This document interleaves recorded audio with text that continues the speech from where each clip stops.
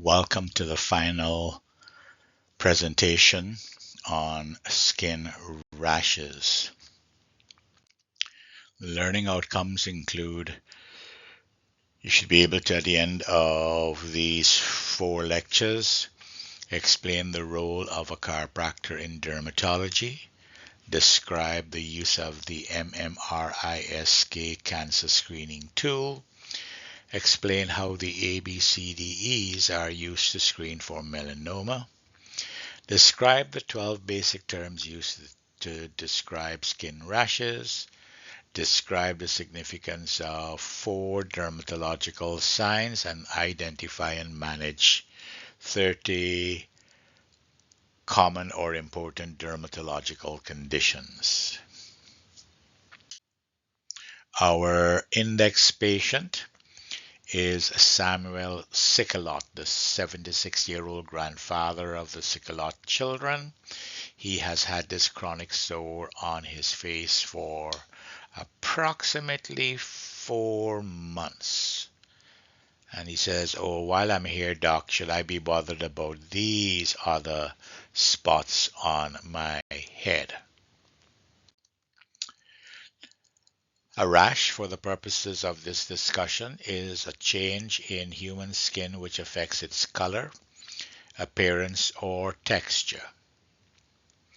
We will describe what the lesion looks like. We will describe what is the duration, and we will also talk about the location, because depending on its description, the duration, and the location, similar rashes may have a different term applied to them. One of the main roles as chiropractors, as primary care physicians, is to screen for skin cancer. This is the MMRISK tool for screening for skin cancer.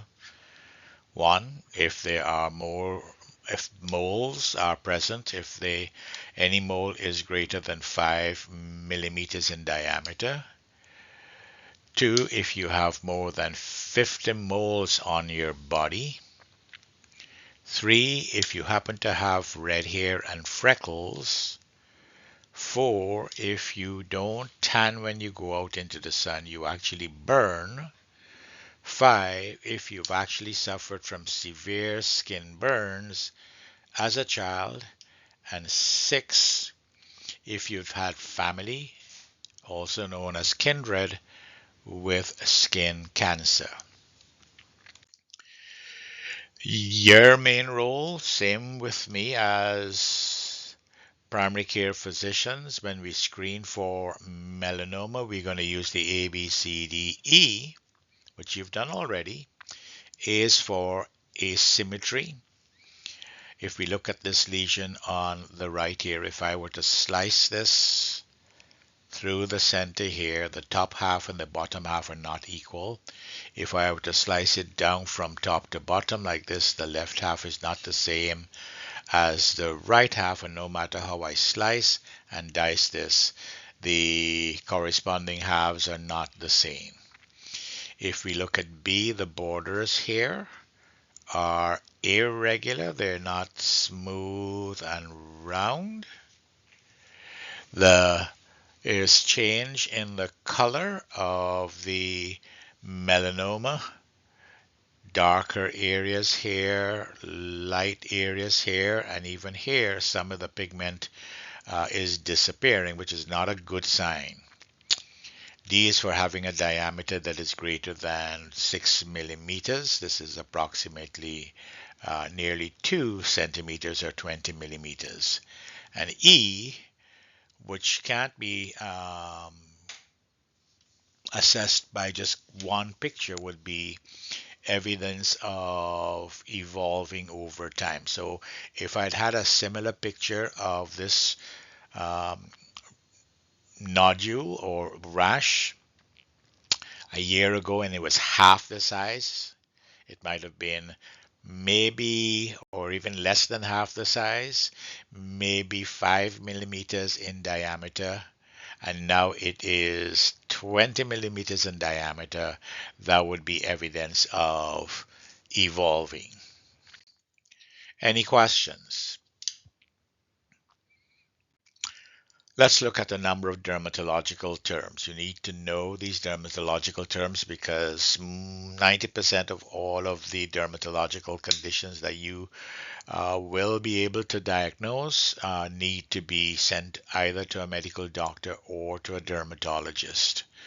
For me as a medical doctor, 80% of the dermatological conditions I have diagnosed in the past are going off to the dermatologist. Even though I know what is the treatment, I am not trained to excise cancers or to do skin scrapings or to do biopsies.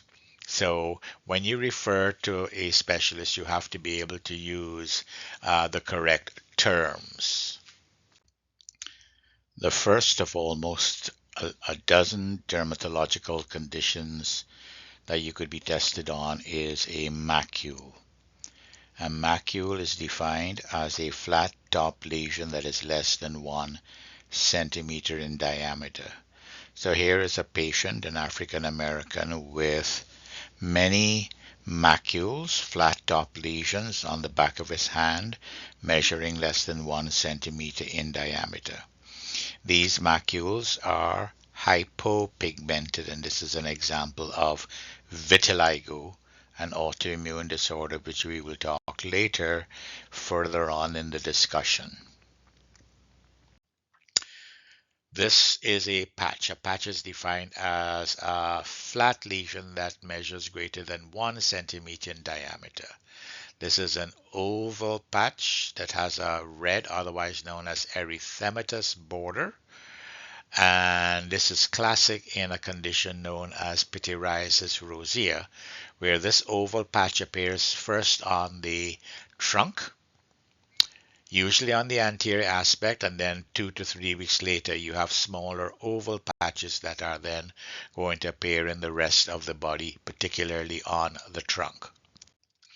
A papule is defined as a raised lesion which is less than 1 centimeter in diameter, and here are several papules that are found on the face and the neck of this teenager. This is classic for acne vulgaris. A plaque is when a number of papules have coalesced, joined together, and the measurement is greater than 1 centimeter in diameter. This plaque is made up of several larger silvery scaly lesions, and this is classic for psoriasis, which tends to occur on the extensor aspects of the body. So the back of the neck, the back of the elbow, the sacrum rather than the anterior portion of the trunk, the front of the knees, and the front of the knees is the extensor aspect of the knee. A nodule is a raised lesion that measures greater than 1 centimeter in diameter. This nodule is typical of a condition known as dermatofibroma. OMA tells you it's a benign tumor. Dermato tells you it occurs in the skin, and if you were to biopsy this, it would be skin covered by proliferative fibroblasts and fibrous tissue. A vesicle is a clear blister that measures less than 1 centimeter. This is a crop of vesicles that are recurring in this particular place every time this patient has a fever or the common cold. So it's either known as a cold a cold blister or a fever, cold sore or a fever blister. And this is classic for herpes simplex type 1. If the blister is filled with yellow, thick material, meaning pus, this is called a pustule, especially if it is less than 1 centimeter in diameter. This is a severe case of acne vulgaris. This is called cystic acne. A bulla is a blister that measures greater than 1 centimeter in diameter. These are the bullae, and these are flaccid bullae, and I'll teach you shortly that if you were to take your finger and gently push on one of these blisters, it will extend in the direction you're pushing in, and that is called Nikolsky sign, and Nikolsky sign is present in a patient with pemphigus. Pemphigus is an autoimmune disorder that um, occurs in the superficial layer of the epidermis.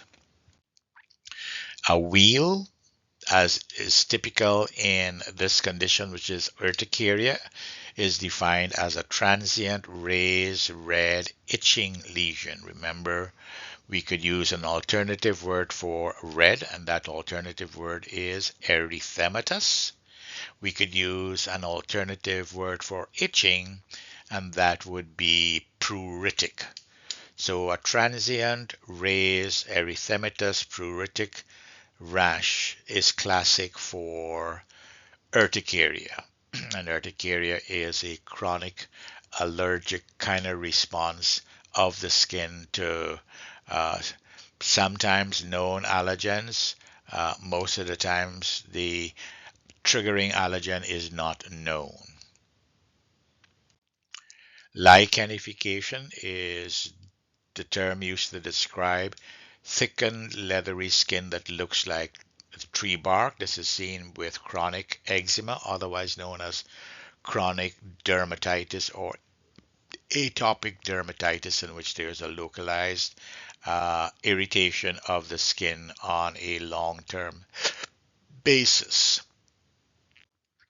An ulcer is defined as an open sore on the skin or the mucous membranes, and this one here is on the lower lip, and this is classic for squamous cell carcinomas, which are the second most common cancers of the skin worldwide, and it affects sun-exposed skin. Any questions? Let's look at the 4 dermatological signs. You're going to be tested at least on one of them, either with a routine.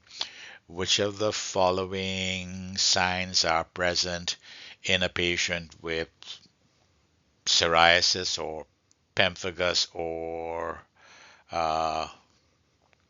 melanoma and one other condition, bed bug bites? Or it could be part of an extended multiple choice question where you get the image and then you're asked to identify which of the 5 statements regarding the image below are correct. So the first is a sign known as outspit sign.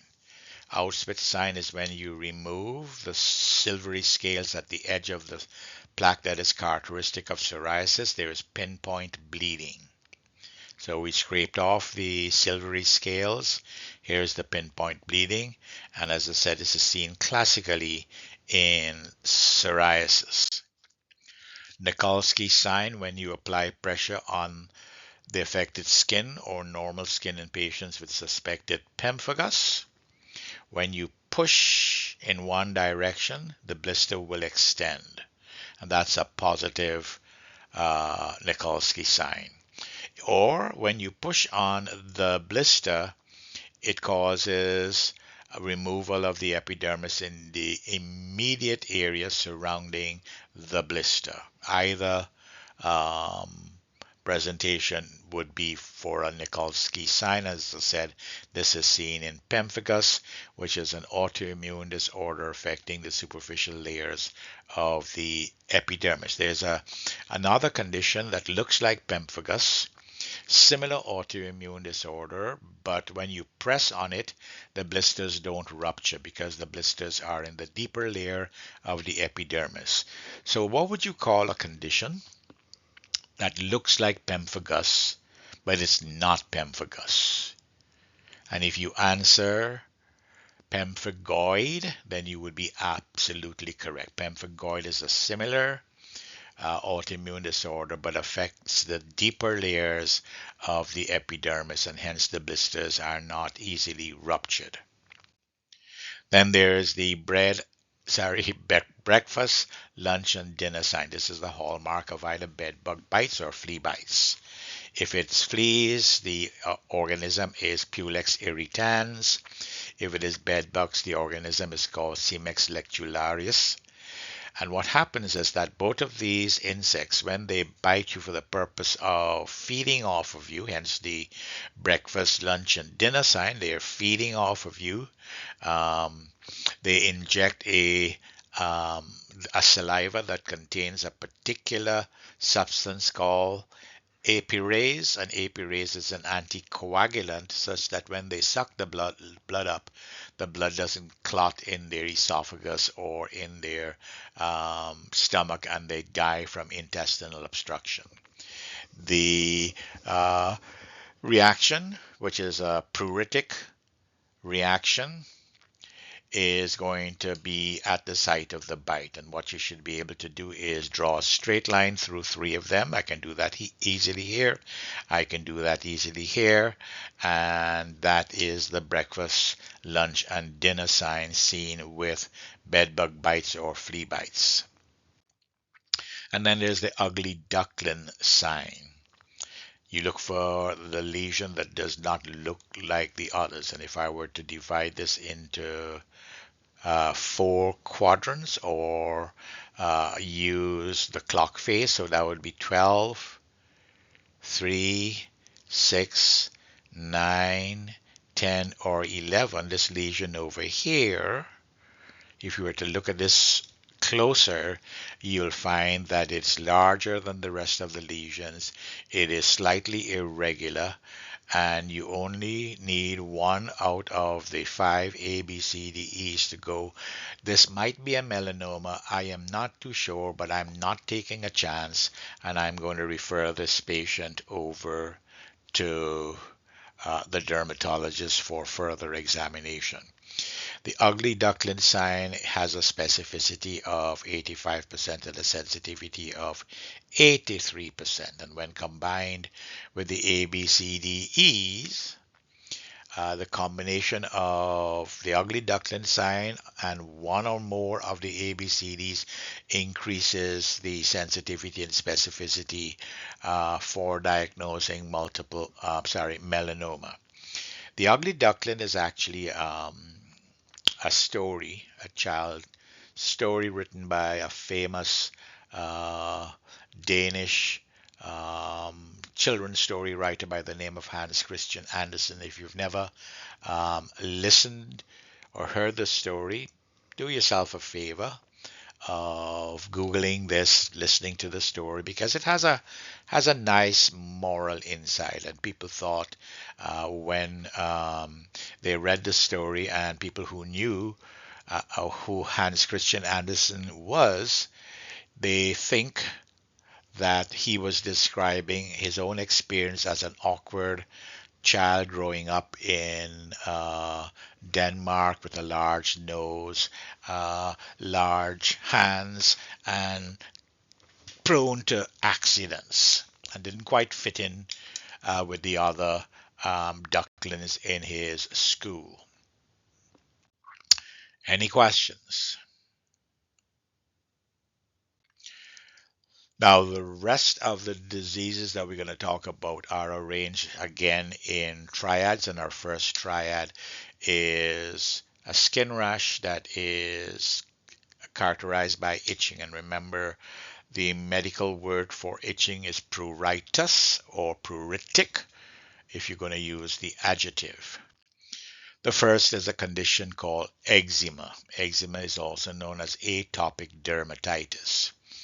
The patient with eczema, otherwise known as atopic dermatitis, will present with a red, itching, oozing rash in the flexural aspects of the body. So front of the elbow, underneath the neck, in the groin, back of the knees are the flexural aspects of the body.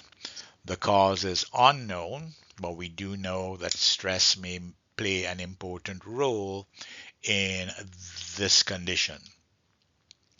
It could be allergens found in milk. Usually, what happens is that the mother breastfeeds the child, and you usually don't have any allergies to breast milk. But when the mother's then going to wean the child off because she has to go back to work and has grandma taking care of the child. They're going to switch to formula milk. Sometimes the allergens found in cow's milk, the baby is sensitive to this and then will develop eczema. Refer the patient to a medical doctor if an adjustment does not help the child's eczema to at least decrease 50%. What the medical doctors have that you don't have access to is prescription steroid medication, which works like a charm but has two possible side effects. One, continuous use of steroid medication on the skin, even though the skin heals and does not show the eczematous reaction, the healed skin is going to be thin and then would be prone to easily drying out and cracking and then could get infected. If the eczema is in large parts of the body, a large amount of the topical steroid may induce Cushingoid features in the young child. The next cause of a skin rash that is characterized by itching is scabies. Scabies is caused by an ectoparasite known as Sarcoptes scabiei. Gets into the skin. This is spread from other children at school. Presents with an itching red linear lesions in the web spaces of the hand. And that itching is worse at night because what happens at night, the parasite gets out from where it was, goes to another part of healthy skin, burrows there, and then starts to lay eggs in a linear tract. This is why you have this red linear lesion in this region, web spaces of the hands, around the wrist, or sometimes around the waistband. And this occurs at night. Patient needs to be treated with a topical compound by the name of ascabiol. Ascabiol is not available over the counter in the United States, and therefore you need to refer this patient to a medical doctor to be prescribed ascabiol. If ascabiol does not work, then ivermectin, a drug which claimed notoriety during the previous COVID pandemic. Some patients swore by taking ivermectin that it cured their COVID-19 and prevented them from being hospitalized. The evidence is probably slightly more in favor that there is some use of ivermectin in the early stages of COVID-19 to prevent severe COVID-19 respiratory symptoms and hospitalization. The next cause of an itching pruritic rash is tinea corporis. Tinea is the Latin word for scaly. Corporis is the Latin word for body. This is caused by one of three dermatophytic infections. A dermatophyte is a fungus that feeds off of keratin. There's another fungus that we will deal with shortly. It's called Malassezia furfura. When I get to Malassezia furfura, I will say to you, Malassezia furfura is non-dermatophytic. So even though it's a superficial fungal organism that causes an infection of the skin, it does not feed off of the keratin produced by the stratum granulosum cells. The three fungal organisms that are dermatophytic in nature is Trichophytum rurum, Mycosporum canis, which is linked to dogs that have similar condition resulting in mange, or epidermophytum flocosum. The classic picture is a ring-like lesion. Now, another word for ring-like is annulus, like in annulus fibrosus, or the annular ligament of the proximal radioulnar joint. So annular erythematous, meaning red-like lesions with a snake-like, and the word we're going to use for snake-like, we could either use serpiginous or we could use the word serpentine. The borders are kind of wavy. And what is characteristic about the centers of these growing, they tend to grow outwards in an oval fashion, is that the center begins to heal after 2 or 3 weeks of itching. And if you were to test the sensation with cotton wool wisp, sensation is intact. Now, the reason I'm saying this to you now, and I'll repeat it again, because repetition is good for the chiropractic soul, is that there's another lesion that looks like this, raised reddish, but the centers are anesthetic in nature. And we'll talk about what disease that is shortly. Patients with tinea corporis, if they don't respond to over-the-counter preps like tea tree oil, which has a good recommendation and good evidence, except some patients, when they apply tea tree oil, which you can get at any health food store or the pharmacies, some people are allergic to the active ingredient, and then it makes the rash worse. Refer these patients to a medical doctor who will then prescribe the patient with a topical antifungal preparation. Any questions about these three itching skin lesions? If not, let's go to the next triad, which is skin lesions characterized by vesicles. And remember, vesicles are clear filled blisters measuring less than 1 centimeter in diameter. First is chickenpox.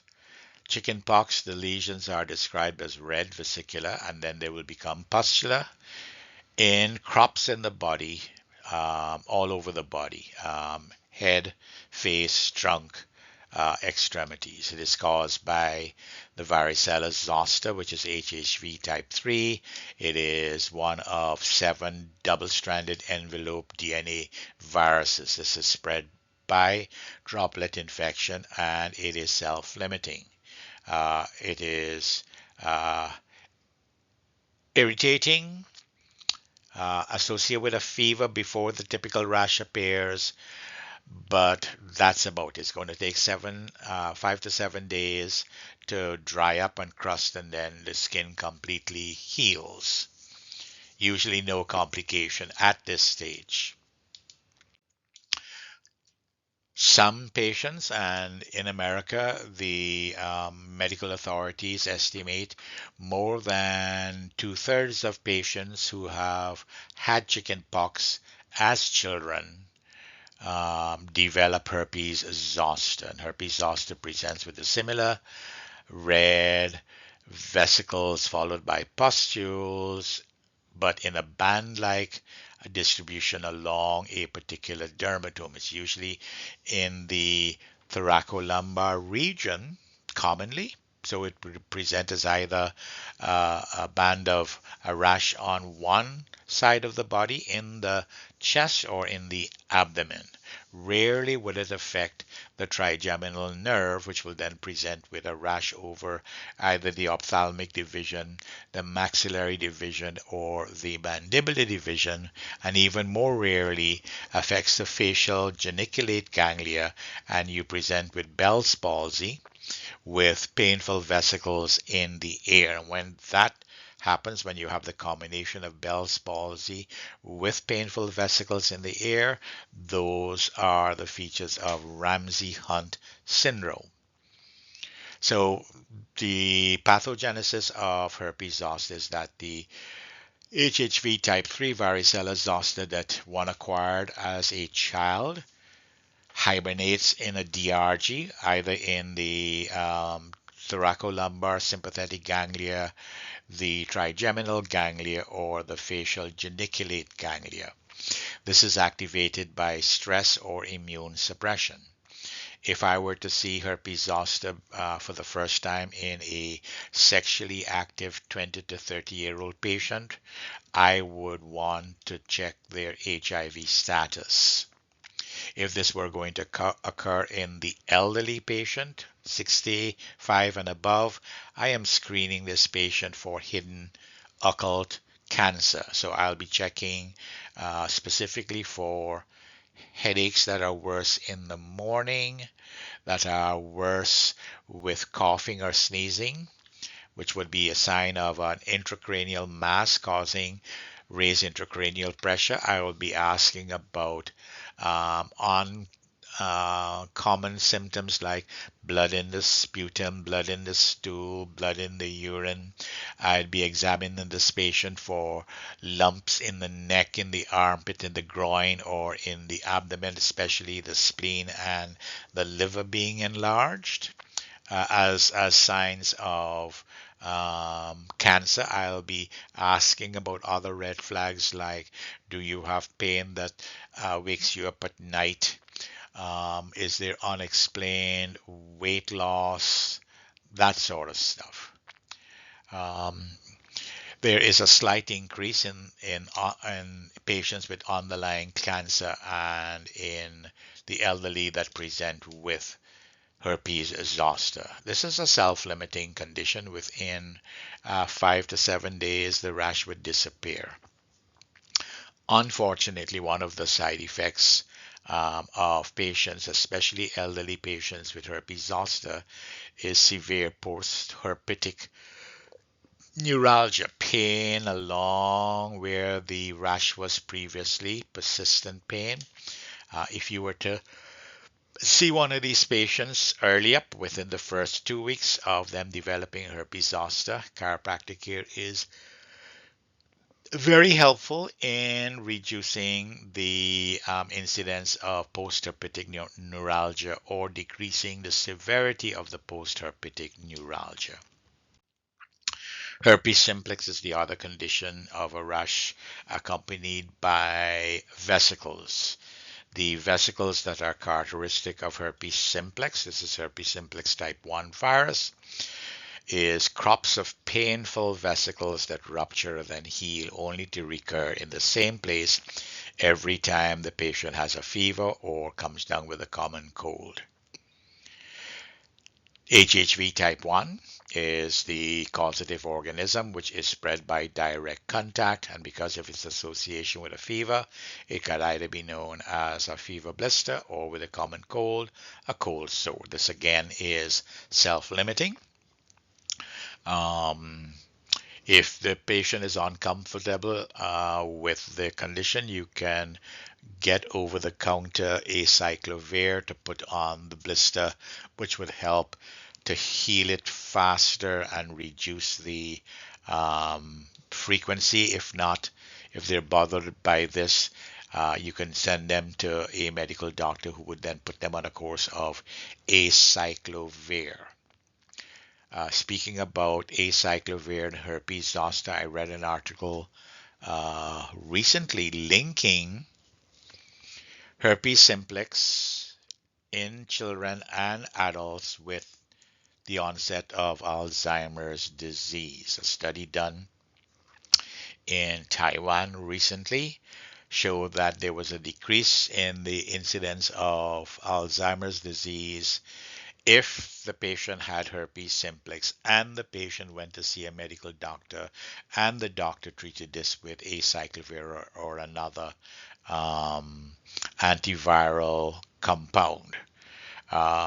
This is the first study published making a link. It was a relatively large study of over 100,000 people in the population in the study, and it will take another 5 to 10 years to confirm whether this is actually a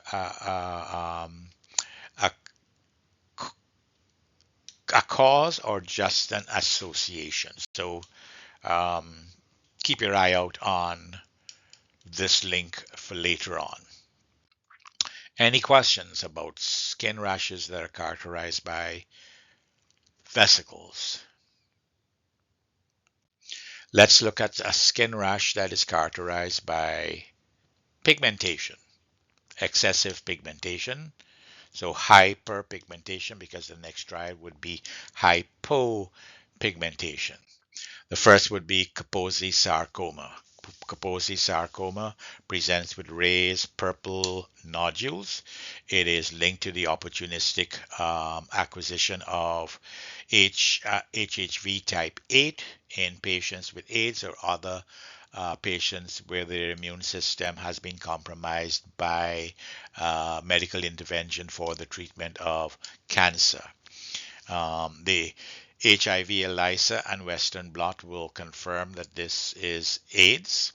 This is a sexually transmitted virus that doesn't do anything in the normal, healthy,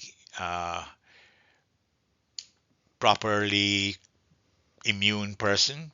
But if their immune system is going to be compromised, then the body can't deal with it and they have these purple raised nodules. And remember, a nodule is measuring greater than 1 centimeter in diameter. Refer to an internist.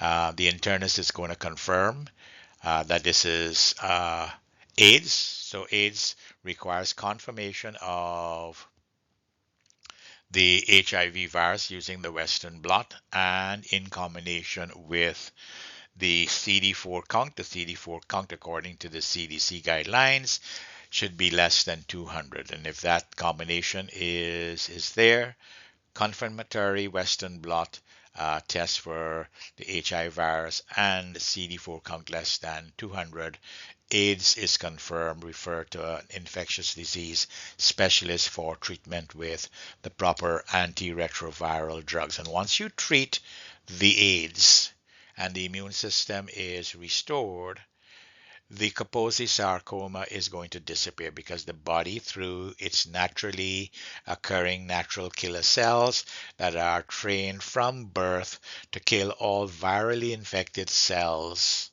or cancer causing cells, the body's innate immunity will take care of this infection. The next cause of a pigmented lesion obviously is melanoma, and melanoma for the umpteenth time is characterized by asymmetric lesion with irregular borders, possible color change, diameter greater than 6 millimeters, fast growing or evolving malignancy. And remember, you only need one out of those five in order to be suspicious and refer the patient on an urgent basis to a dermatologist.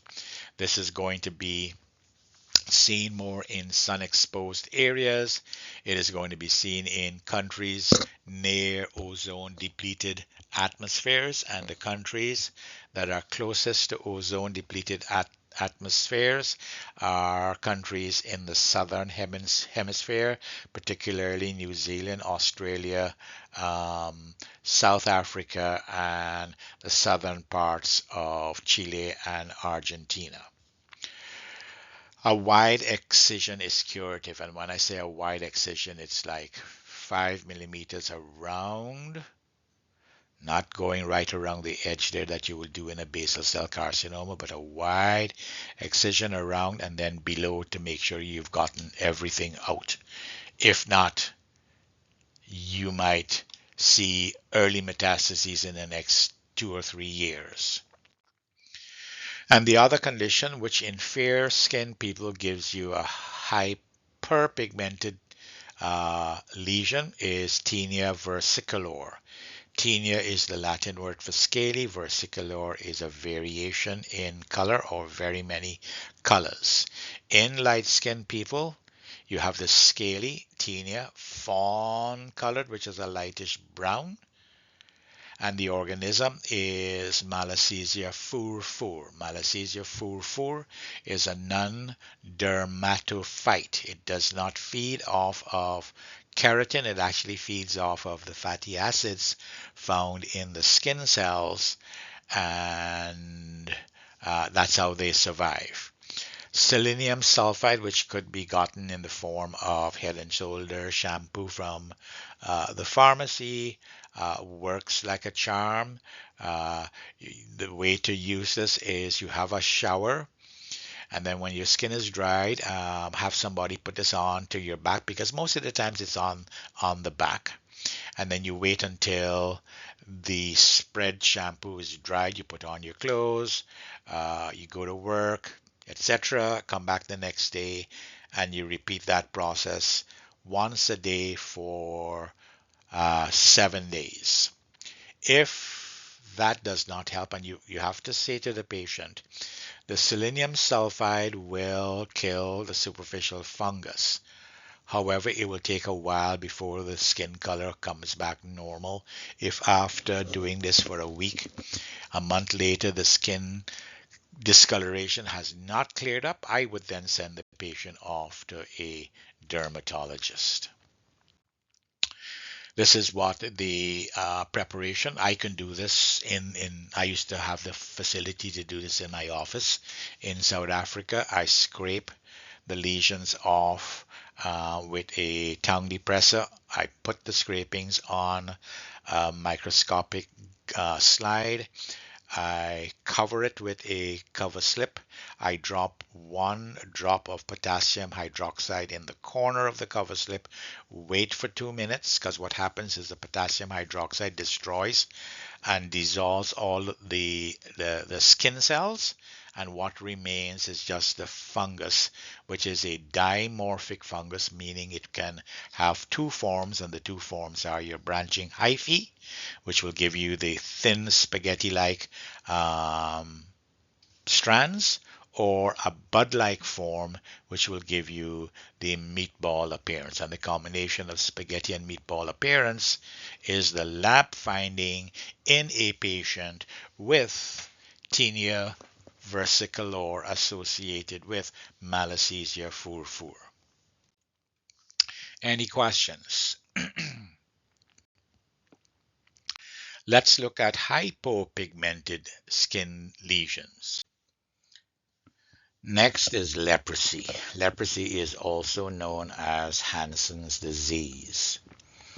Hansen's disease will cause these ring-like, other word for ring-like is annular, hypopigmented skin lesions with an anesthetic center.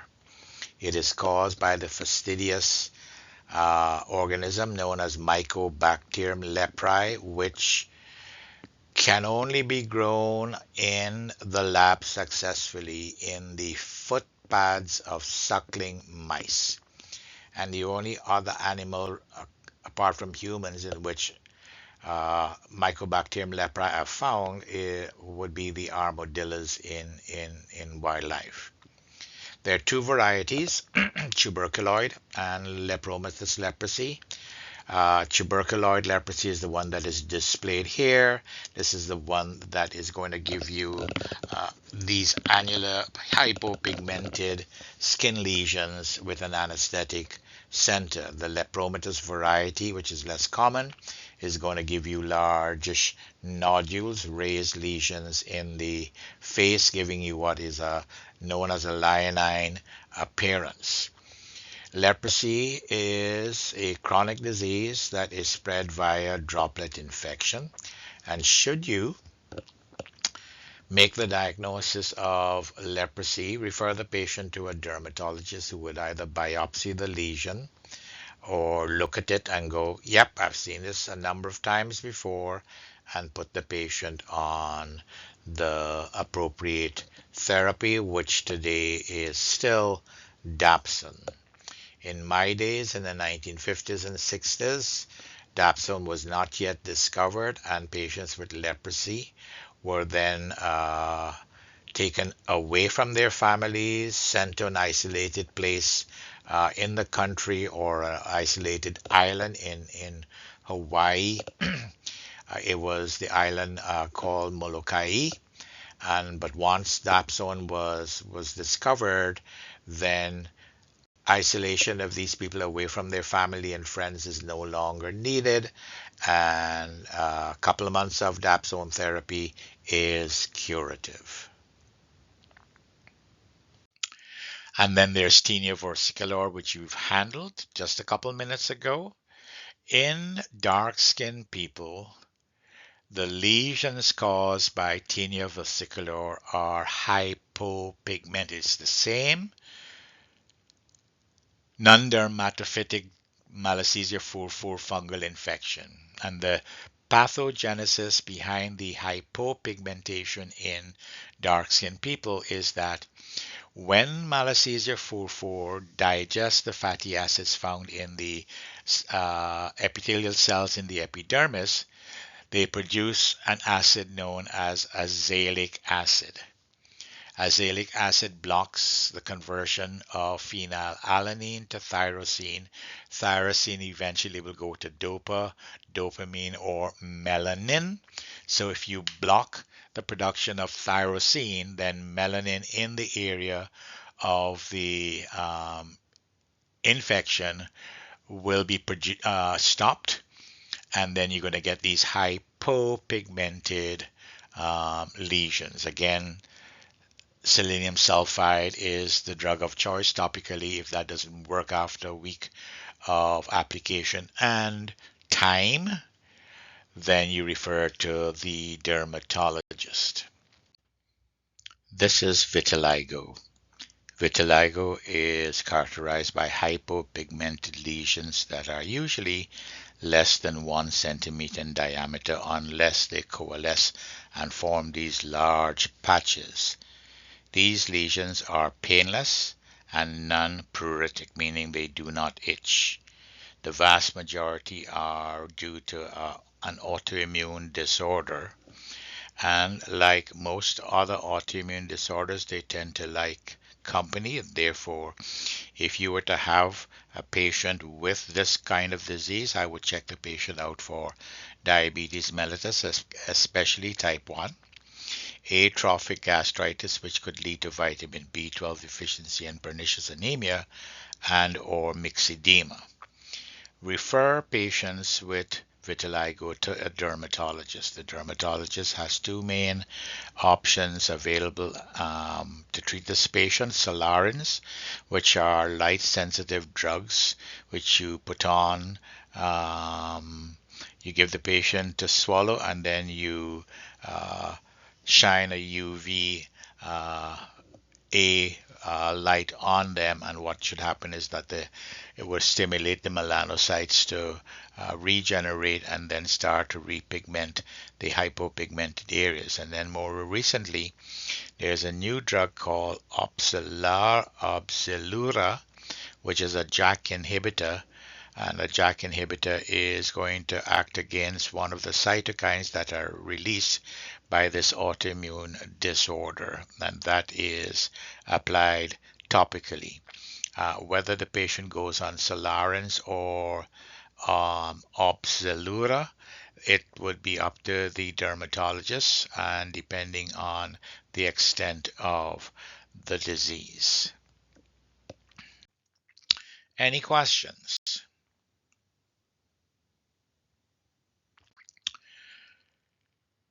Next would be a non-healing ulcer. Most common kind of skin cancer is a basal cell carcinoma. Basal cell carcinomas present in the early phases as a raised lesion. It may be a nodule or greater than a nodule. It has edges that have these white tiny pearls. So this is what is meant by pearly edges. This is the most common skin cancer worldwide on sun-exposed skin, usually the side of the nose. If this were to remain without any intervention by a dermatologist in another year or so, the center might start to break down and form an ulcer.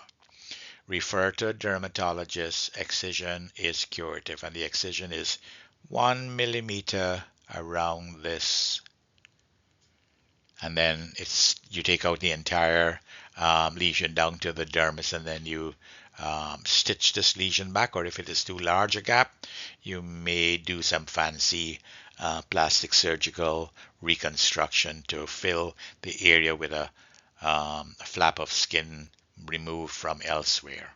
But excision is curative. Squamous cell carcinoma is the second most common skin cancer, more likely to present with a non-healing ulcer with again raised edges and again sun-exposed skin. The precursor is a condition known as actinic keratosis. Osis is a condition, kerato to do with keratin. So this is a condition affecting the cells that produce and contain keratin. So from the stratum granulosum upwards is a malignancy that occurs in those cells. The word actinic is the Greek word for sun. An alternative term would be solar. So if you're making notes or you're amending your PowerPoint or you're looking at your keywords, if the word solar is not there, please put the word solar in as an alternative term for actinic. Refer to a dermatologist. Excision is curative. However, it's a larger area that would be excised for squamous cell carcinoma because they're known to sort of invade the surrounding tissue. So you need to have a wider excision. Tertiary syphilis is another cause of a non-healing ulcer. The presentation in tertiary syphilis is a painless, non-healing ulcer with undermined edges. So in order to determine that the edges are undermined, you can take a Q-tip and you can push it underneath these edges. Don't be afraid of hurting the patient because this is painless. This is goma, chronic granulomatous inflammation of the skin. Similar lesions, gomas, could occur in the skull, causing an enlarged hat size. They could occur in the anterior portion of the shin, giving you your classic saber tibia, or they could occur anywhere else in the body. This is caused by the spirochete that is seen best on dark field microscopy, and that spirochete is called Treponema pallidum. Note that the spirochete, the coils are tight, as opposed to when I show you the spirochetes that are associated with Lyme disease, the spirals are broad and bigger in Borrelia burgdorferi. Refer to a dermatologist or a venerologist. A venerologist is a person who specializes just in treating sexually transmitted infections. So you have to become a medical doctor, 4 years of training. You then go and specialize as a dermatologist, another 4 years of training, and then you spend another 2 years just seeing sexually transmitted diseases. Your VDRL is going to be positive, and remember that because it has a very high sensitivity, that's the screening test, and if the screening test is positive, it reflexly leads to in the lab, which is a confirmatory test, which is your fluorescent treponemal antibody absorption test. From since the invention or discovery and use of penicillin back in the 1930s, 40s, triggered by Alexander Fleming's discovery of mold on stale bread. Syphilis has always been treated by penicillin. Syphilis has not become resistant to penicillin, unlike gonorrhea, which originally syphilis, gonorrhea was treated equally with penicillin, and then it became resistant, and we shifted over to tetracycline. It became resistant. We gave them a better form of tetracycline, which is doxycycline. In another 10 years time, it became resistant. Now we've put them on Ciprobay, and there's a particular strain. A couple of years ago, I read an article where a British tourist went to the red light district in Bangkok in Thailand, contracted syphilis, came back to the United States, came back to England, United Kingdom, developed the syphilitic painless chancre on his penis, and couldn't treat him because none of the drugs that were available at the time uh, were known to treat this, because that particular variety of treponema was resistant to all of the known medications. So they had to go and give him some experimental new antibiotic which worked, and they've just kept that antibiotic in storage for just in case we find another case of multi-drug resistant treponema pallidum. Any questions? Let's look at dermatological conditions which will present either with muscle pain or joint pain. The first is an autoimmune condition called dermatomyositis. Itis tells you it's inflammation, myo tells you it's muscle, dermato tells you it's muscle and skin. The skin manifestations are two: heliotrope eyelid discoloration. Heliotrope is a reddish purple color, and here's the discoloration in the upper and the lower eyelids. Gotrons papules with a similar discoloration occur on the knuckles, the extensor aspects of the fingers, and the metacarpophalangeal joints, and these are called Gotrons papules. ANA test will be positive in most cases. ANA, anti-nuclear antibodies, is a good screening test, and then you have to refer the patient to a dermatologist who will then biopsy the skin, biopsy the affected muscle. These patients with dermatomyositis, in addition to having the discoloration of the skin, start to have painful muscles, especially in the shoulder girdle, to start off with. As most autoimmune disorders, the cause is still unknown. Refer to a dermatologist to confirm the diagnosis. The dermatologist will put the patient on steroids, and if steroids stop having its effect because you need to double up, triple up the dose of steroids, and the patient is having Cushingoid features, there are other drugs that are available to the dermatologist is going to help reduce the inflammation in the skin and the muscle. Psoriasis is another condition in this group that can give you joint pains. Psoriasis is characterized by silvery scaly plaques on the extensor aspects of the body. As I said, the back of the neck, the scalp at the back of the elbows, the back of the sacrum, front of the knees, outspit sign, which is pinpoint bleeding when the scales are scraped away. So here's the pinpoint bleeding there. Outspit sign is classic for psoriasis. Like most other autoimmune conditions, the etiology is unknown. The skin turnover is rapid.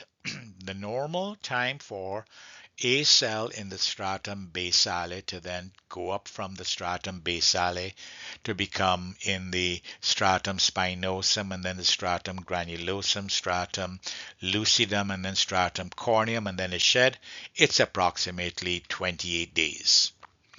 In psoriasis, that turnover from bottom to top, 7 days. 10 to 30% of patients with psoriasis develop joint pains, and the joint pains usually affect the hands.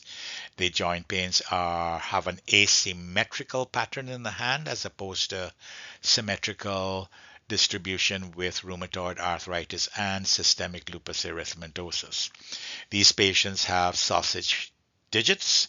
If you were to take an x-ray of the hands, you will see typical features radiologically for psoriatic arthritis. Refer to a dermatologist if the skin rash is a prominent feature. If the joint pains are more bothersome to the patient then you're going to refer the patient to a rheumatologist. They are probably likely to use the same medication, but as I said, if Joint pains are the predominant feature. Send them to the rheumatologist. If skin rash is the predominant feature, it is going to be referred to the dermatologist. Systemic lupus erythematosus is the other condition that is associated with joint pains and a skin rash. The skin rash is called a malar rash. The other name for a malar rash is a butterfly rash because it has this distribution over the cheeks, crosses over the bridge of the nose, so that's the butterfly rash. Both the ANA and the double-stranded DNA antibody tests are going to be positive. Remember, the ANA it has a higher sensitivity, and therefore that would be a good screening test. That if the ANA is negative and you have a patient with a butterfly rash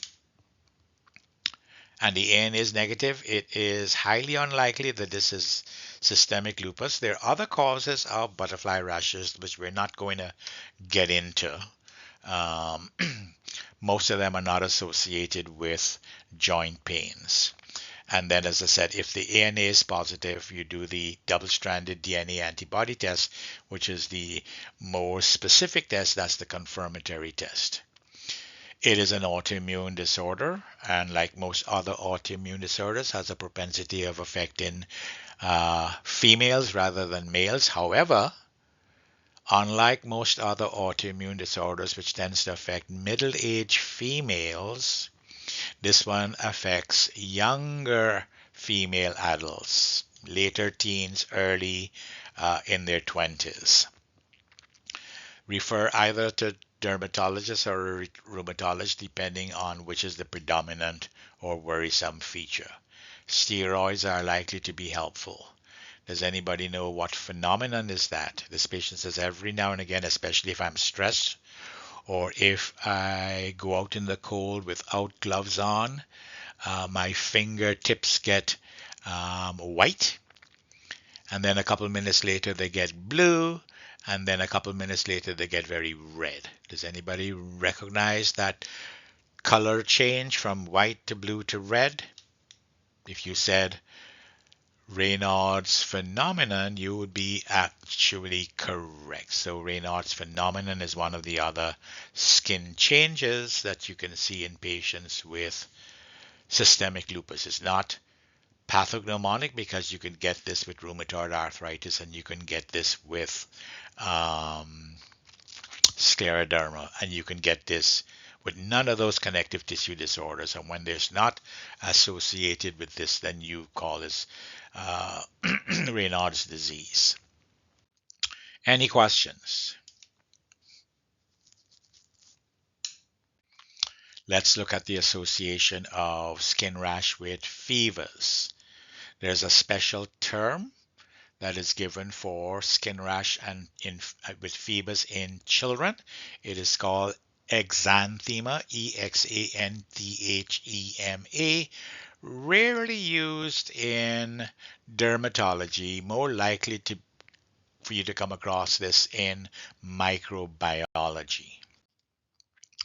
So the first of these three diseases, and there are more than three diseases that will give you a skin rash accompanied by fever, would be Lyme disease. Lyme disease classically gives you what is known as a bullseye rash. You may not see the term bullseye rash in boards. You may see the term erythema migrans. Erythema means red. Migrans means it has a migrating border. Starts off as a red dot where the tick has bit you and infected you with the Borrelia burgdorferi, and then there's going to be a rim of red, and then that disappears, and then an outer rim of red occurs. This is your classic bullseye rash or erythema migrans. You are likely to get a question in the final examination where I either show you the rash and I ask you which of the following four, and here are the four: erythema migrans, erythema nodosa, erythema marginata, erythema infectiosum, or I might slip in erythema multiforme, and you will have one of the four to choose. Is this what? Or I may say to you, In a patient with erythema migrans, which disease is this more likely to be associated with?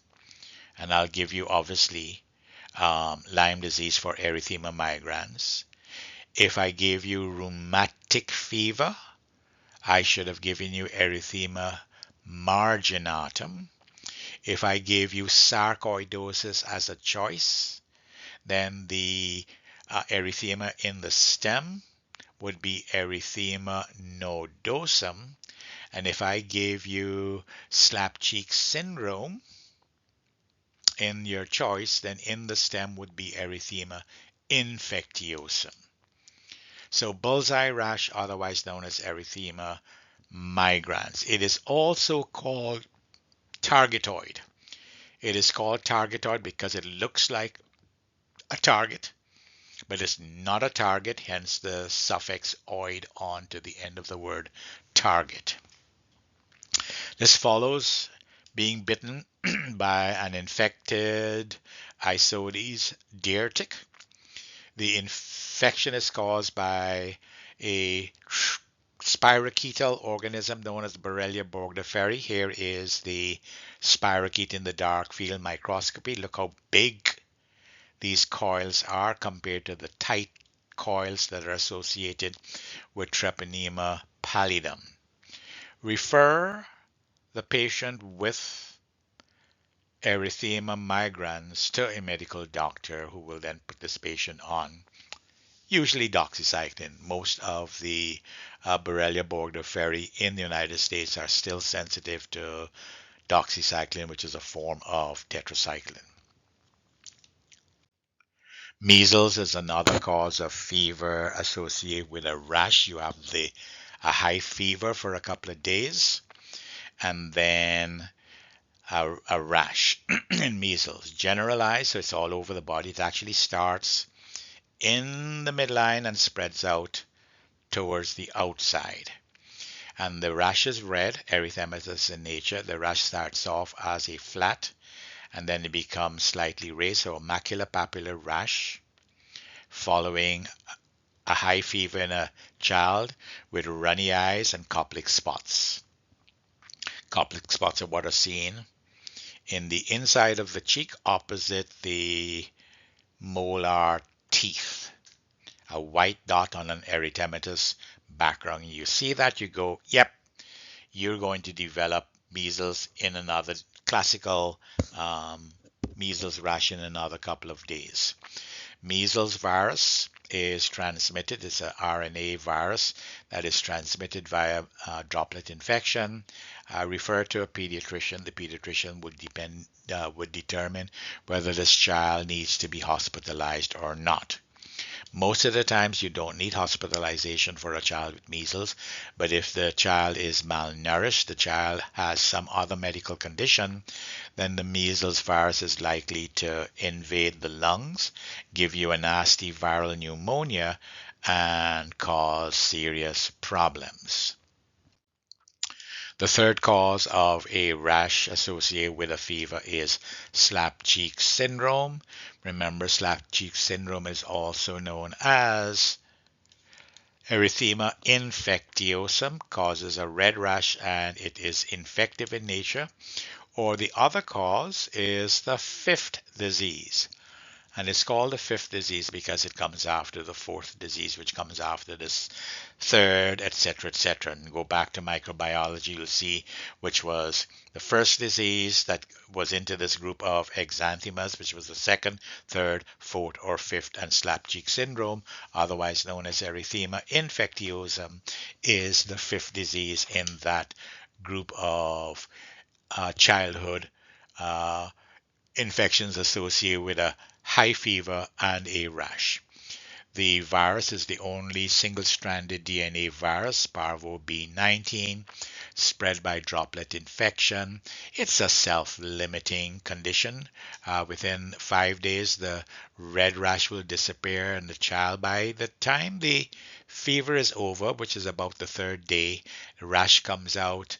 Following that, the child is on the way to healing, except if it's a young child with sickle cell disease. Patients with sickle cell disease or other hemolytic kinds of anemia, so rarely seen in a white child with hereditary spherocytosis or pyruvate kinase deficiency. It will cause destruction of the bone marrow, which results in aplastic anemia. And remember, aplastic anemia is going to be characterized by the following lab findings: low red blood cell count, low white blood cell count, low platelet counts, because remember, the bone marrow is responsible for producing all of your red blood cells, all of your white blood cells, and all of your thrombocytes, otherwise known as platelets.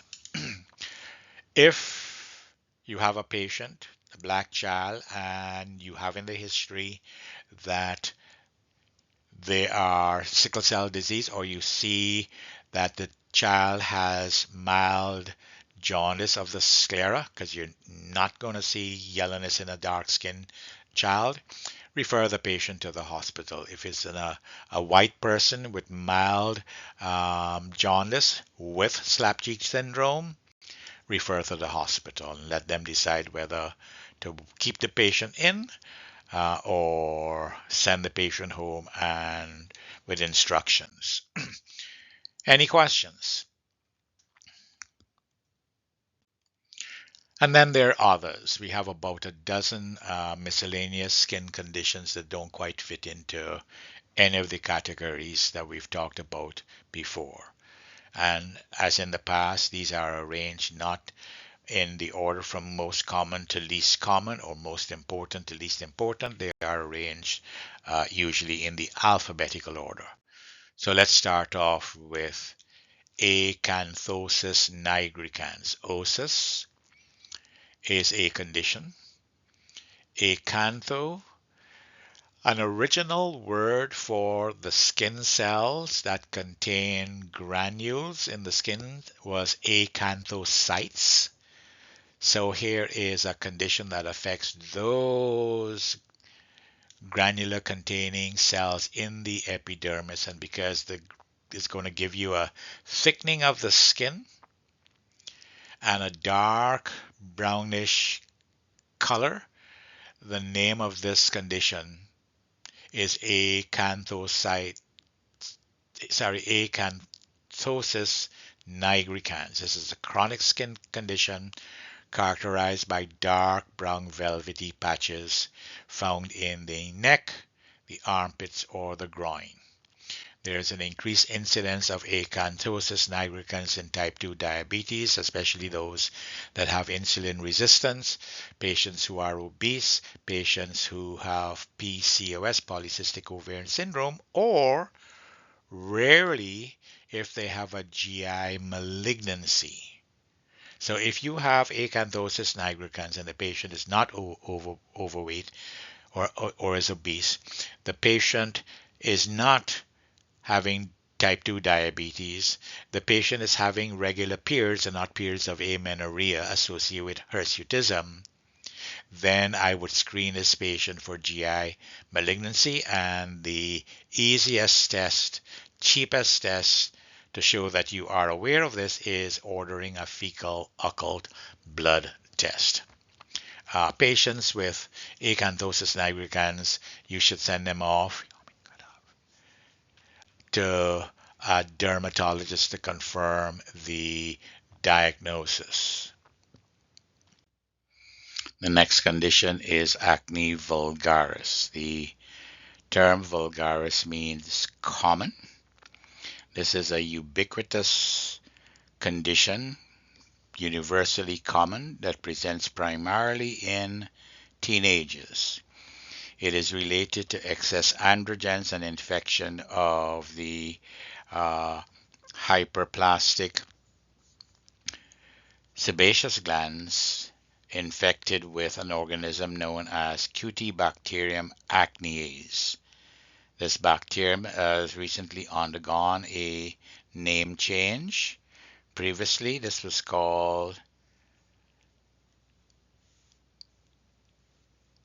Propionibacterium acnes, but it's now just called Cutibacterium Bacterium acnes. It presents with two kinds of lesions: non-inflammatory lesions called comedones, or inflammatory lesions known as papules or nodules. So the non-inflammatory lesions, comedones with white or black centers, these are commonly known as whiteheads or blackheads. And the inflammatory lesions are obviously going to be painful, they're going to be red, they're going to be swollen, either less than 1 centimeter raised or greater than 1 centimeter in diameter and raised lesions, papules or nodules. Acne vulgaris primarily affects the face, then the neck, and then the shoulders. Co-managed with a medical doctor. Several studies have been done over the last couple of decades that show there's no real link between specific foods and flare-ups, even though some of you might have experienced as teens that every time you ate chocolates or fatty foods like ice cream, it would cause a flare up of your acne. What they did found though that there was a increase in the incidence of acne if you are stressed, and maybe you were eating chocolates or eating comfort food while you were stressed, and then unfortunately linked the food to the flare up rather than the stress to the flare up. So co-managed with a medical doctor who would then decide whether to put the patient on topical preparations, antibiotics or creams, or put the patient on oral antibiotics or other anti-acne drugs like Roaccutane, otherwise known as retinoic acid.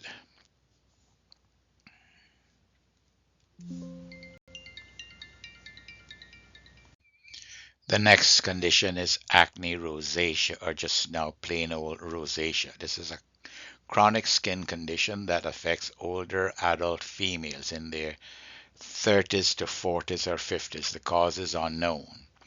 And all the fun things in life are likely to be associated with triggering a flare up of this condition: alcohol, spicy foods, caffeine, chocolate, or sunlight. The classic presentation would be red papules or pustules with telangiectasia, which are fine, uh, thin blood vessels underneath the skin, primarily on the cheek or the nose. What is of note is that comedones are absent in this condition. So, a couple main differences between acne vulgaris and acne rosacea. Acne vulgaris, teenagers; acne rosacea, middle-aged females. Acne vulgaris, females and males equally affected. Acne rosacea, females.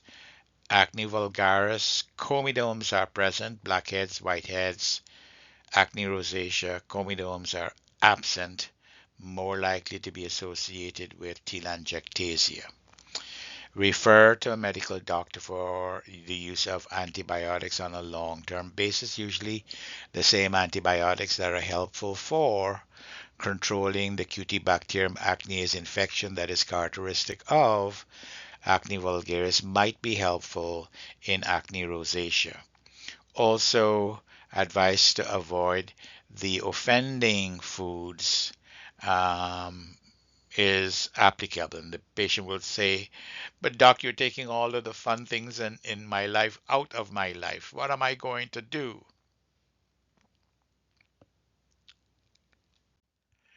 Next condition is bed bug bites. Bed bug bites are also known as chemicosis because the infecting organism is called Chemex lectularis. It causes intense itching, and that's because of the allergic response to the anticoagulant that is contained in the saliva that is injected after the bite of these bed bugs to prevent the blood from clotting in their GI system. You're looking for at least Three lesions in a row. One, two, three. One, two, three. One, two, three. Okay, I'm dragging that one out. One, two, no. So I have at least one row here. Three lesions in a row, hence the term, because they're feeding on ear blood. Breakfast, lunch, and dinner sign.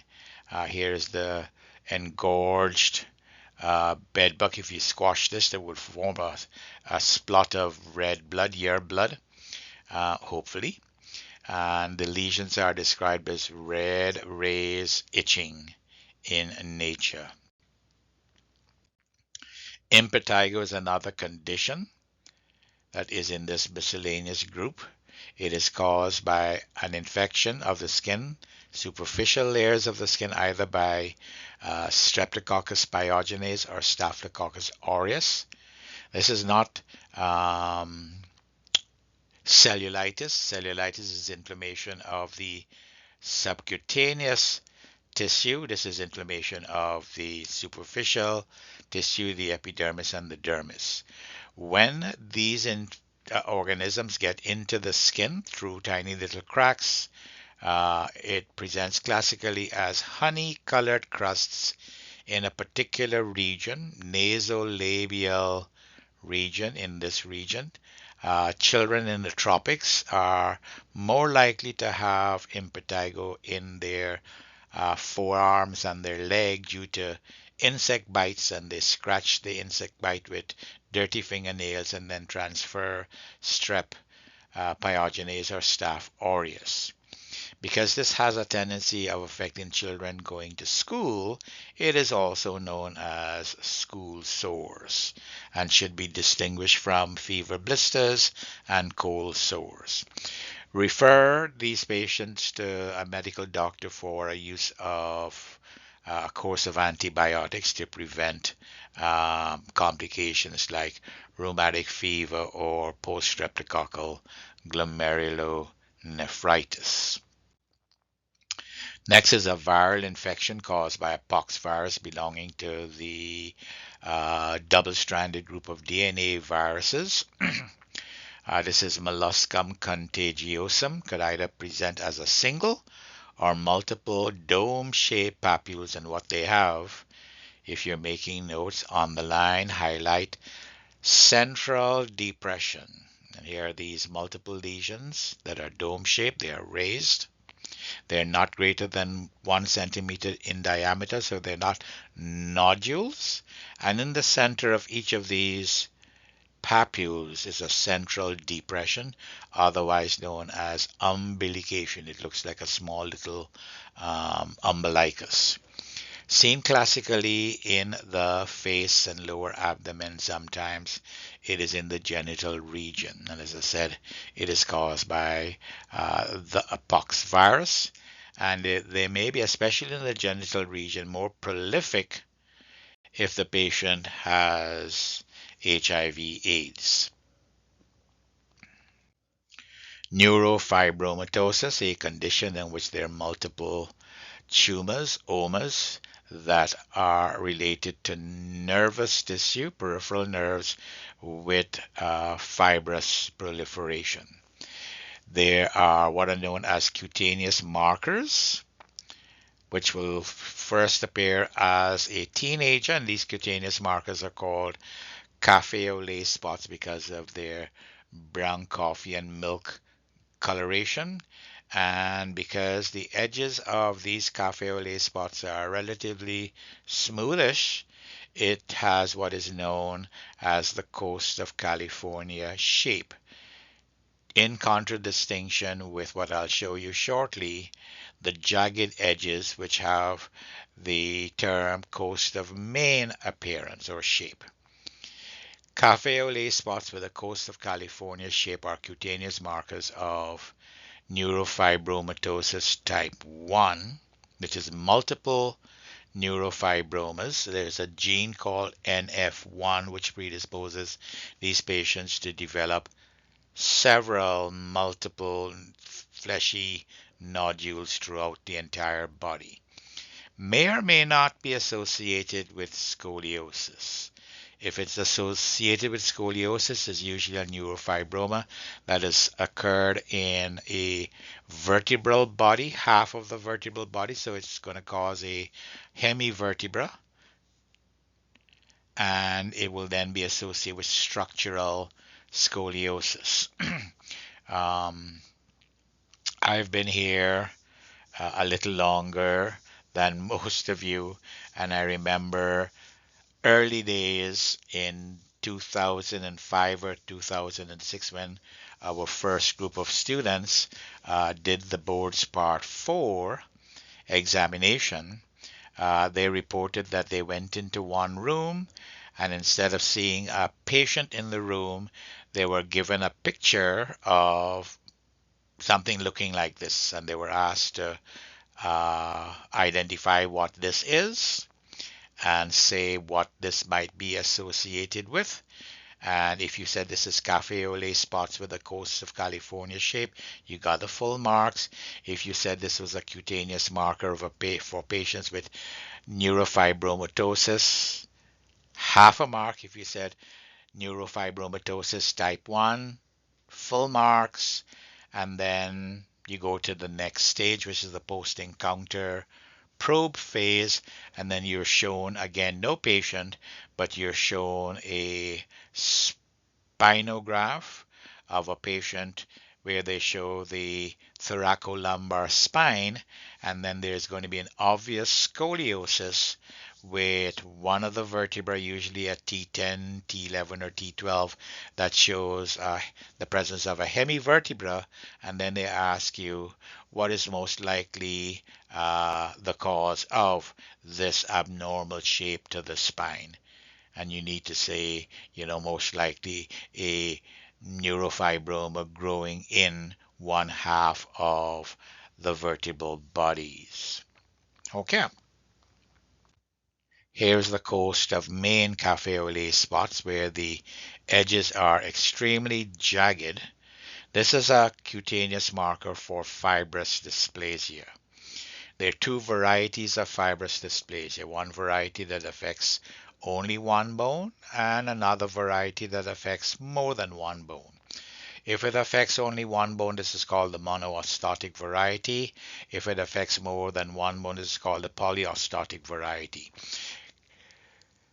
Cafe au lait spots with jagged edges resembling the coast of Maine are seen more commonly in the polyostotic variety, especially the polyostotic variety that is associated with precocious puberty or other endocrine pathologies.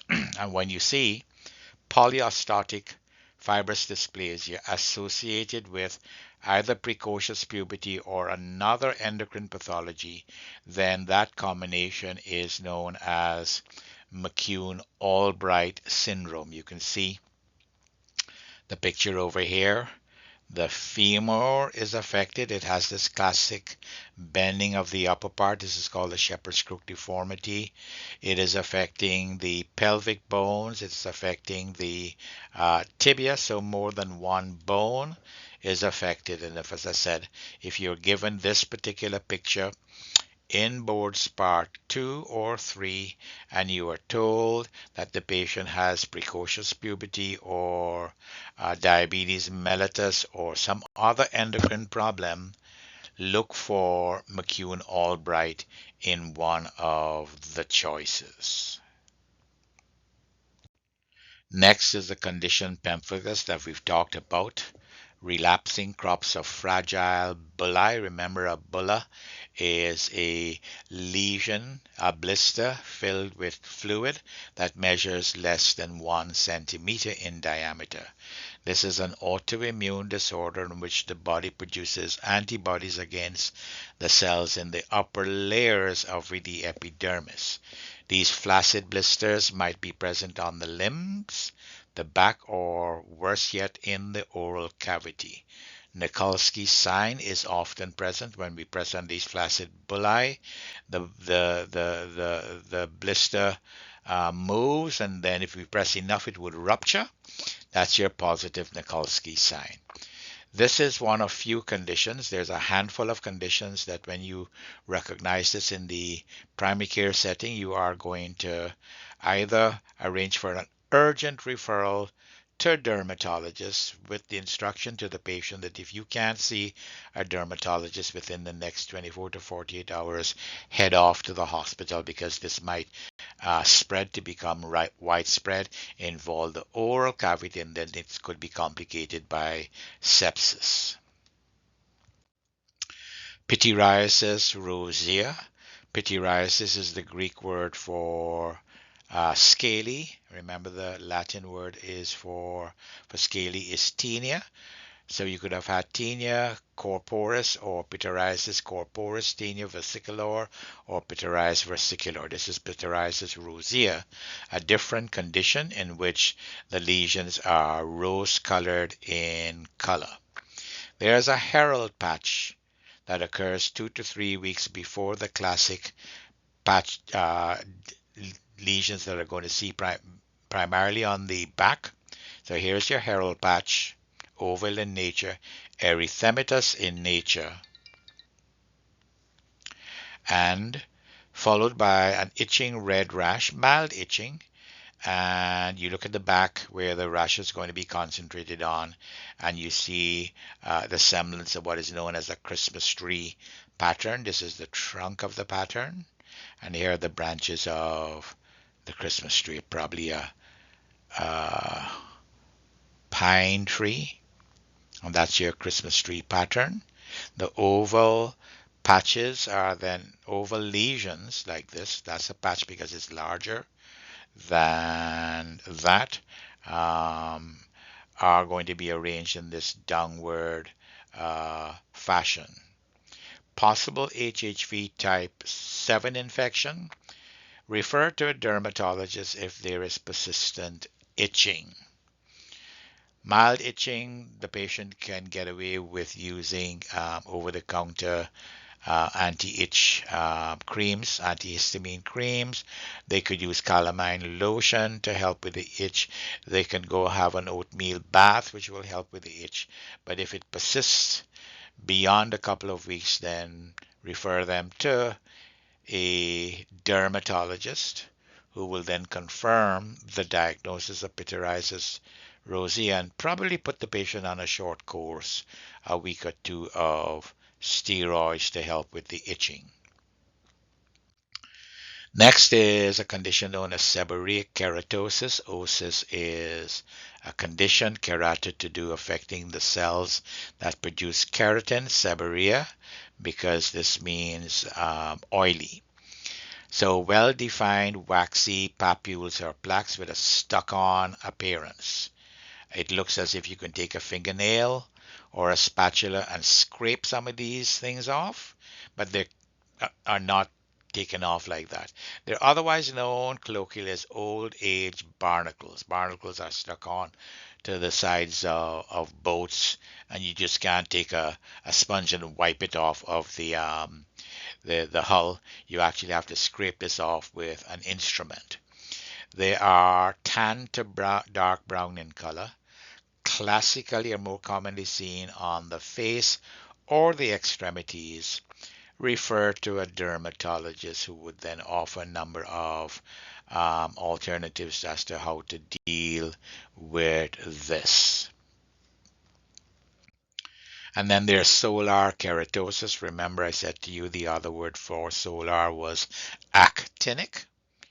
Solar is the one word for sun. Actinic is the other word in a different language, and I can't remember whether solar is Latin and actinic is Greek or vice versa. Scaly, pinkish or red macules or papules, so either flat, less than 1 centimeter, raised, less than 1 centimeter, with indistinct or irregular borders, seen classically in sun-damaged skin, primarily on the face, the side of the ears, the back of the hands, in people who work out in the sun, lawn care maintenance people, horticulturalists, farmers, fishermen. What's important about solar, otherwise known as actinic keratosis, is this is a precursor to squamous cell carcinoma. So every year, these older people need to be seen by a dermatologist who would look at this and go, I don't like the look of this one. That one, these, okay. I'm just going to burn these off with a touch of a probe with dipped in liquid nitrogen. So for that, you need to refer the patient to a dermatologist. Urticaria is the medical word for hives, and urticaria is characterized by transient raised red itching lesions, otherwise known as wheals. As I said, the common term for this is hives. These tend to be recurrent. 40% of patients with urticaria, the offending antigen that causes this allergic reaction that releases histamine, you can find the allergen. It's animal dander, it's food, it's chemicals, etc. In a large percentage of patients with urticaria, 60% you don't know what the cause is. As I said, it may be some allergic protein that they've not identified as yet. There's an interesting phenomenon known as dermatographism. Dermato means skin, graph to do with writing, and this is a phenomenon in which you can write your name, you can write your initials, the patient's initials, or the words in this particular case, hives, with the back of a pen. Or since you guys don't have pens, then you can use the back of your stylus and just write gently HIVES. Come back in 5 minutes. The patient would complain of feeling an itching where you've just written on my back, and then you will see the letters of the word that you've written pop out as this red itching linear lesions. Refer these patients to a dermatologist who, if they find the allergy, will tell you avoid this and then you're fine. If not, we can't find the allergy, then we're going to put you on various formulations of drugs that have a long-term 24-hour lasting antihistamine effect. Ordinary antihistamines like Benadryl over the counter in the pharmacies are going to be helpful, but they tend to have a very sedative effect, and therefore you need to caution the patient if they're going to opt to go just to the pharmacy and buy Claritin or Benadryl. Warn them about the possibility of mild sedation. It would be better to take this in the evening, um, but advise them while they're taking this, avoid operating heavy machinery. Any questions? Here are the lab tests that we talked about. We talked about bacterial infections like impetigo. We talked about viral infections like measles and chickenpox. So if you had to, not that it's necessary for the diagnosis of these conditions, complete blood count will show in a bacterial infection leukocytosis and neutrophilia, because remember, impetigo is associated with Streptococcus pyogenes, Staph aureus. If this were a viral infection like measles or chickenpox or slapcheek syndrome, which is otherwise known as erythema infectiosum, otherwise known as fifth disease, then leukocytosis will be accompanied by lymphocytosis. If it were one of these skin rashes that were associated with joint pains or Muscle problems, you're going to want to order these serological tests, anti-nuclear antibody test, which is a good screening test for SLE and other autoimmune disorders. And if you wanted to confirm the presence of SLE because you had a patient with a butterfly rash and multiple joint pains affecting primarily the hands in a bilateral manner in a younger female adult, then the confirmatory test for SLE is your anti-double stranded DNA antibodies. Dark field microscopy is useful um, in identifying the spirochetes associated with syphilis, Treponema pallidum, or the spirochetes associated with Borrelia burgdorferi, which will then be associated with Lyme. And remember, you need to have a special lighting with this particular microscopy. It's called dark field microscopy, and you can see from this that the spirals are big and broad, and therefore this is the spirochetes that are associated with Lyme disease. We talked about potassium hydroxide scraping of skin rashes that are suspected of being fungal in nature. But the potassium hydroxide destroys all of the skin cells, leaves the fungus behind. And remember, this particular fungus is a dimorphic fungus, so you will see the hyphae as the spaghetti and the buds as the meatballs, giving you your classic spaghetti and meatballs appearance, which is diagnostic of Malassezia furfur. Any questions? All right, we're going to stop here. I'm not going to do the rest of this with you. There are over 40 slides in which you're going to be asked what is the diagnosis most of the time. Sometimes I twist this up in the final examination. I will give you a classic picture. Um, so here is one. So I can ask you, what is this? And you can look at this and go, that's your targetoid lesion, otherwise known as erythema migrans, otherwise known as bullseye rash, and ask you what's the cause. The answer to this question, what's the cause? The answer would be Lyme disease. I may not ask you what is the diagnosis here. I could just ask you what's the name of the rash, and I will then give you 4 possible choices: rheumatic fever, erythema infectiosum, sarcoidosis, or you know what I'm saying. This is erythema migrans. All right. So I'm going to stop here for now. I've just set up.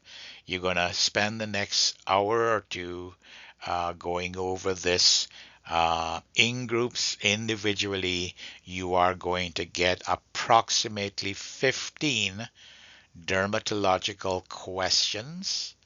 Most of them will be accompanied by images for you to either 1, make the diagnosis, 2, tell me what's the name of the lesion, 3, what is the management of this condition. Okay, have fun. Any questions?